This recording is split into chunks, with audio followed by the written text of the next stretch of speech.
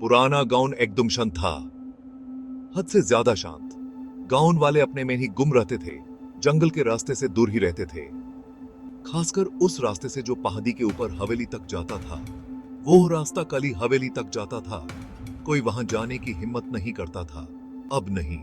हवा पेड़ों के बीच से फुसाफुसाती हुई गुजरती थी।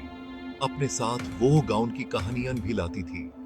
हंसी की कहानियां, गम की कहानियां और डर की कहानियां। गाउन वाले ये कहानियां धीमी आवाज में सुनाते थे। झिलमिलाती हुई लैंटर्न की रोशनी में उनके चेहरे पीले पड़ जाते थे। सारी कहानियां घूम के उस पहाड़ी पर बने हवेली तक ही आती थी। कली हवेली। उसका नाम लेने में भी एक अजीब सी बेचैनी थी, जैसे वो हवेली खुद ही गाउन पर एक लंबा अंधेरा साया डाले हुए थी। एक ऐसा साया जो समय से पारे था और हर उस इंसान को छूता था जो उसके बारे में बात करने की हिम्मत करता था। कली हवेली अकेली खड़ी थी, तूफानी आसमान के सामने एक अंधेरा साया। कहा जाता है कि यह कभी बहुत ग्रैंड हुआ करती थी, खुशी और हंसी की जगह। अब ये अपने पुराने वजूद का सिर्फ एक खाली खोल थी। खिड़कियों पर लकड़ियां लगी थी, दीवारों से पेंट उतर रहा था, चटके जगह से झुक गया था, जैसे अपने राजों का बोझ उठाने की ताकत उसमें नहीं रही थी। कली हवेली के साथ वक्त ने अच्छा सुलूक नहीं किया था। ईयर्स की लापरवाही ने ऊस तोड़ दिया था। कभी फूलों से भरे हुए बाग अब घास और जंगली झाड़ियों से भरे हुए थे। कंधे तुताती हुई दीवारों को नोच रहे थे, जैसे हवेली को और अंदर जमीन में खींचने की कोशिश कर रहे हों। धूप भी जैसे कली हवेली को चूने से कतरा रही थी।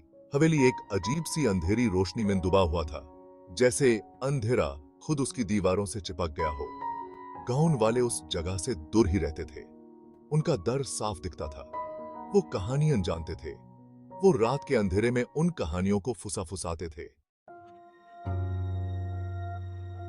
वो कहानियां हमेशा उस लड़की का जिक्र करती थी। वो लड़की, एक छोटी सी लड़की, मुश्किल से टीनेजर, जिसकी आंखों में बचपन की मासूमियत और एक अधूरी जिंदगी का दर्द था।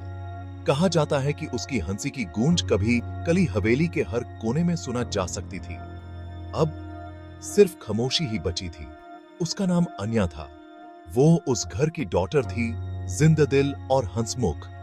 लोग कहते हैं कि उसकी हंसी में एक अजीब सी खुशी थी। वो सबसे बुरे दिन को भी रोशन कर सकती थी। लेकिन दुख को तो बस एक रास्ता चाहिए होता है, चाहे घर कितना भी खुश क्यों ना हो। आनिया की हंसी एक तूफानी रात को हमेशा के लिए शांत हो गई। ऐसी ही एक रात थी वो भी। बातें हमेशा अस्पष्ट ही रहीं। कुछ ने कहा कि यह एक हादसा था, दूसरों ने कुछ ज्यादा ही भयानक बात कही। सच्चाई जो भी हो, आनिया चली गई थी। उसकी हंसी की जगह एक अजीब सी खामोशी ने ले ली थी, जो काली हवेली से चिपकी हुई थी, एक कफन की तरह।